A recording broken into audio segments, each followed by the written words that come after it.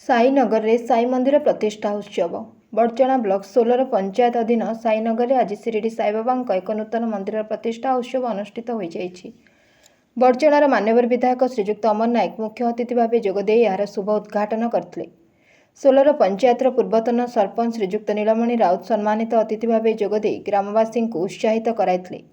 यथारीति और नीति अनुसार साईबाबा 16 उपचार पूजा होम और यज्ञ कर्म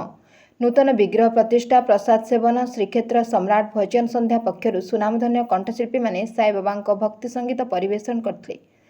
पूजक राकेश त्रिपाठी वेदमंत्र उच्चारण करथिले। नारायणनाथ कर्ता भाव यज्ञ मंडप रे बसी पूर्णाहुति प्रदान करथिले।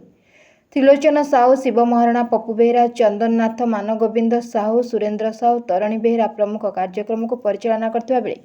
समस्त ग्रामवासी एथिरे सहयोग करथिले। घरे घरे संपर्क हाँ नुआ परिचय होती विधायक भाव में निर्वाचित आज प्रभु विग्रह प्रतिष्ठा उत्सव में जोगदे निजी धन्य मन कर प्रभु आदि प्रणिपात कर सुजोग पाई आज प्रथम दिन सब सब समय प्रभु पाखे गोटे प्रार्थना करुँच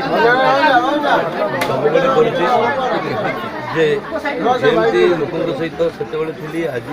अच्छी मला पर्यंत जीवन शेष निश्वास पर्यंत सेमती लोकों पाखे सब सब समय पहुँची यह ही प्रार्थना बड़चणा के आगक नापी विकसित निर्वाचन बड़ी करने मनरे जो स्वप्न अच्छी साकार करने प्रभु प्रार्थना करें शक्ति सामर्थ्य 20 वर्ष तले